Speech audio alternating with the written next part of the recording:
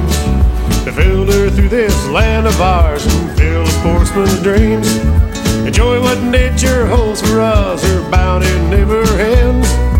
Getting back to basics with the practical sportsman.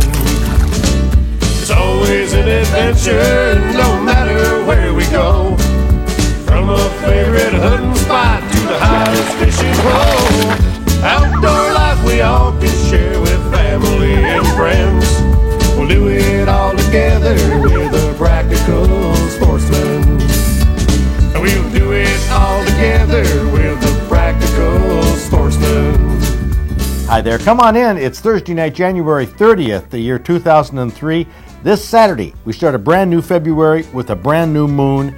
Sunday, big day, Zachary. We have Groundhog's Day. A lot of excitement there. Oh, nothing as exciting as the show we have coming up. Oh, yeah? Yep, we have some hot outdoor news and a second installment in the trapping lesson from young Jim Lee, a topic that has stirred up some controversy. Well, a lot of things we do on this show stir up controversy, but that's just the nature of the beast. I'm Fred Trost. And I'm Zachary Trost. And together we have a half hour of information and education for the practical sportsman. So stay tuned. Oh, yeah! Two today! Oh, yeah! Looks like a big one.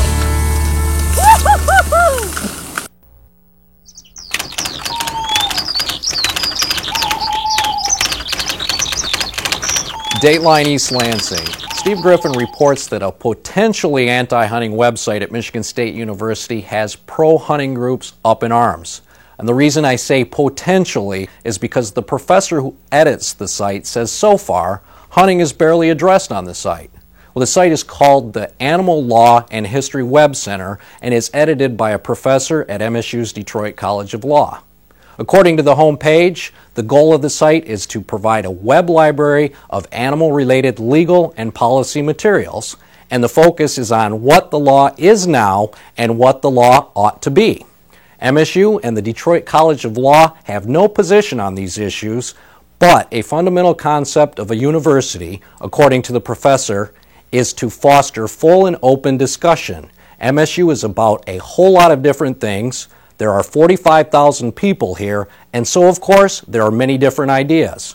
Well, some sportsmen's organizations have said this website is a misappropriation of university funds, but the editor of the site says no tax dollars are being used to support this site. The support is coming from other funds. Well, Fred will comment on this website controversy in just a moment. Another controversial issue that we're running a series on right now is trapping. Each week we're doing an installment about young Jim Lee and his introduction to this American tradition. Well, in a related article, Dateline Toronto, Canada, staff writer Sean Payrich reports that wild fur prices showed an upturn in January at the North American Fur Auction in Toronto. The NAFA is a cooperative that collects fur from all over the United States and Canada and sells it internationally. The article says, fur is firmly entrenched in the European fashion mainstream. A lot of big designers are picking up on fur. Just to give you an idea of the current prices, coyote and red fox averaged about $30 a pelt, with higher quality coyotes going for $40. High quality fox is up to $50.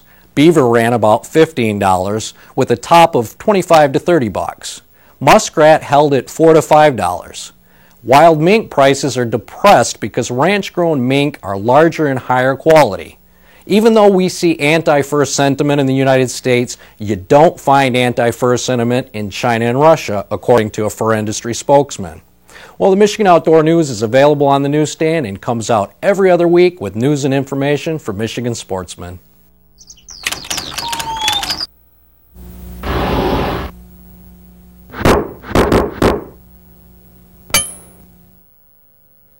When do people step over the line with laws and start stepping on other people's freedoms? When, you ask? Every single day. And I'm not happy to see it in this current controversy over the so-called anti-hunting animal rights website. I mean, both sides tend to lose grip on reality. They get paranoid and they want to stomp on each other's freedoms. If I was a referee in this current fuss over this website, I'd send the hunters to the penalty box. I mean, think about it. This controversy is over freedom of speech, over words, over talk, freedom to disagree, the freedom to publish. If it weren't for this freedom, let me tell you, Outdoor Life, Field and Stream, American Rifleman, Fur Fish and Game, these magazines would be history. So would all of the pro hunting websites. You know, these hunting groups are now challenging the freedom of speech of anti-hunters, not thinking at all that I'm here using a half hour of public television time every week with this show to present pro-hunting, pro-fishing, pro-trapping, pro-meat eating, pro-gun points of view. They don't want Michigan State University to be a part of an animal rights website? Come on. MSU is where I started my career on public television. WKAR-TV for the first 6 years produced and paid for this show.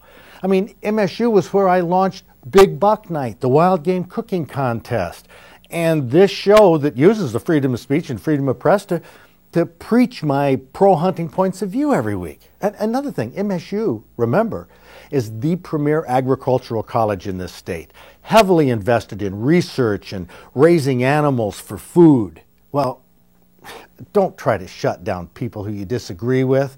The American way is to speak out yourself. Get your own website. Get your own TV show. Do your own, exercise your own freedom of speech. That's what I'm doing. And that's why I say, where's the problem?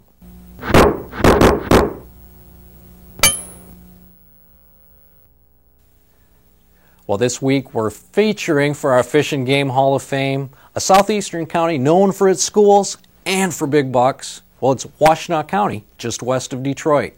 The name Washtenaw has never been nailed down exactly, but there was a Chippewa word, Washtenong, which meant Grand River. Many think that referred to the Huron River that flows through the county. Back in 1824, only about 30 settlers lived in the area, and they put up a settlement on the Indian Trail by the Huron River that they called Ann Arbor. The trail turned into a road between Detroit and Chicago and later became US 12. By 1827, when Michigan became a territory, the population had jumped to 1,000. In 1837, when Michigan became a state, Washtenaw County was on the map with Ann Arbor as the county seat. The first state university in the nation was University of Michigan. It moved from Detroit to Ann Arbor in 1837. Eastern Michigan University was formed in 1852 in Ypsilanti, and it was the first teachers' college outside of the 13 colonies. Washtenaw County has gotten more urbanized over the years and continues to grow faster than most counties. But the human population growth hasn't bothered the deer population, though. Washtenaw County grows some of the biggest white-tailed deer in the state.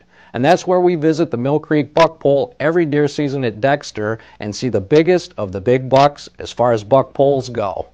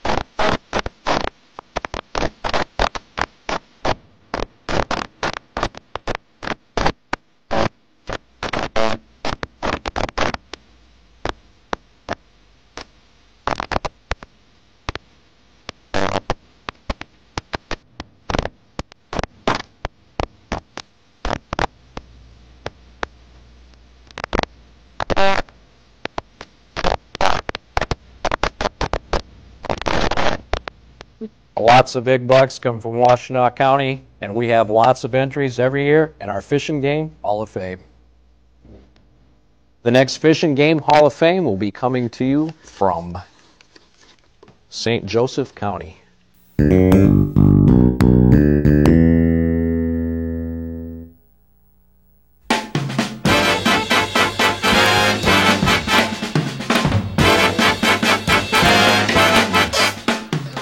Now this is a huge perch, 15 inches, 1 pound, 14 ounces.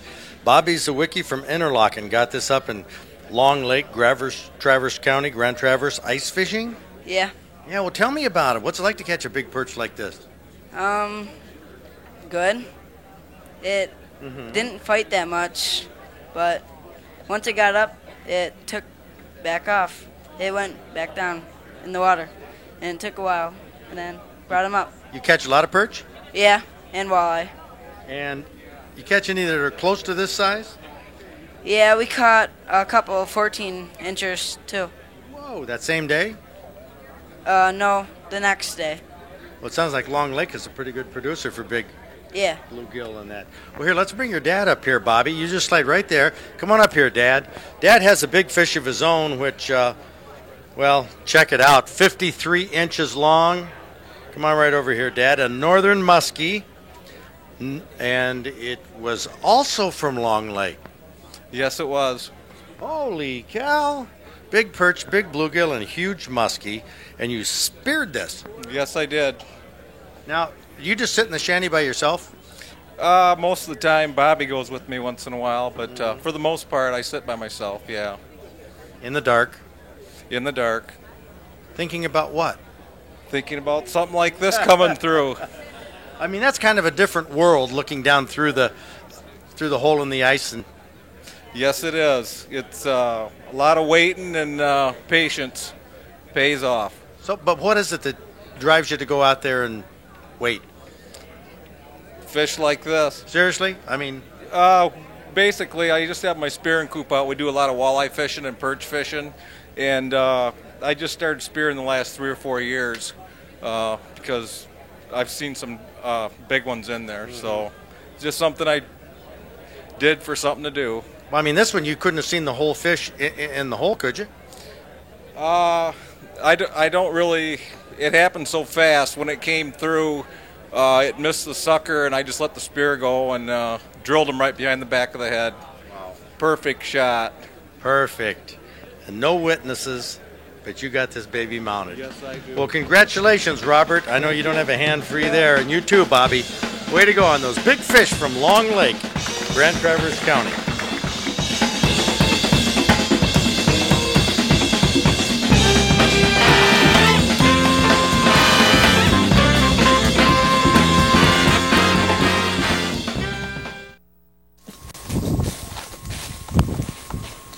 Down here, I caught a rat in my group set. Right now, what I'm doing is I'm marking the tree so I know where my trap is at.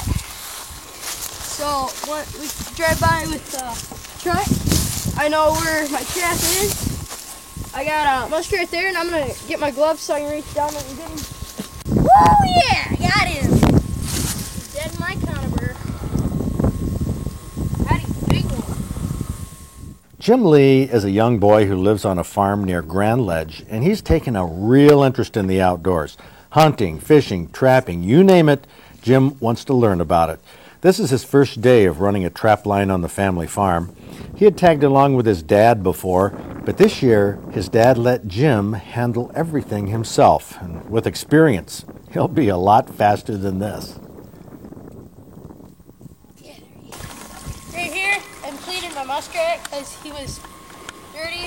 One way to clean your rat or other animals, dip them and rub it off. This is the easiest way to clean them. Later that day, he checked another trap on the drainage ditch. Oh, you see the weather had changed and it snowed a little. He got another muskrat in this trap. A good prime muskrat pelt will bring Jim $4 or $5, and it will probably end up being shipped overseas where fur is fashionable and the fur market is very strong. These conibear traps have strong jaws, and they're not easy for a youngster to operate.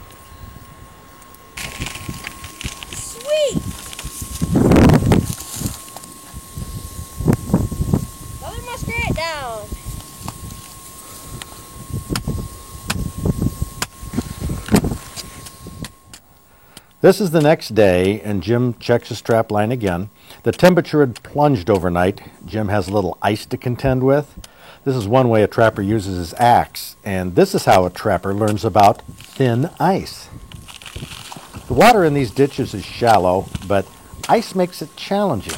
Not only does Jim pick up the muskrat, but the ice ties it in with the trap and the stick and the re-rod anchor. Trapping is a tough job if you're trying to make money. Jim's doing it just to learn, though, and he's excited. Oh, yeah, two today. Oh, yeah, looks like a big one. Woo-hoo-hoo-hoo.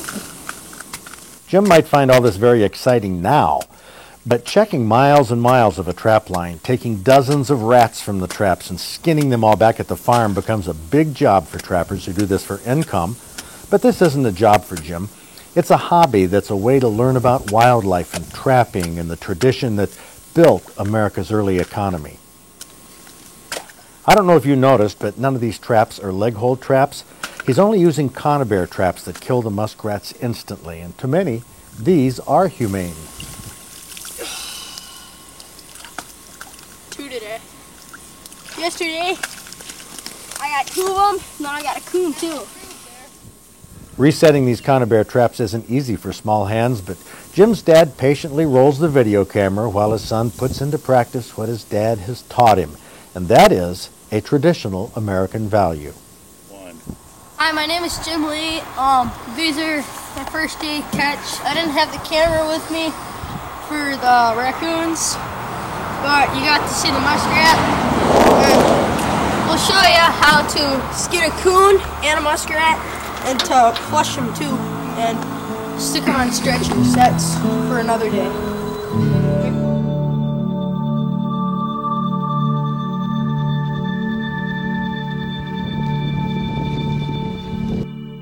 I tell you, it was not over freezing. When was it? 2 weeks ago when I was up at Orchard Hill Sporting Clays for the polar bear shoot. And in the past, I've run people's names who have beat me at clays, but I really had a dismal performance. In fact, Tim Farragon, I said to Tim, I really shot a lousy score. And he said, yeah, but look at the good news. You're used to it. Hi, my name is Jim Lee. These are my first day catch. I didn't have the camera with me for the raccoons, but you got to see the muskrat. And we'll show you how to skin a coon and a muskrat and to flush them too and stick them on stretching sets for another day.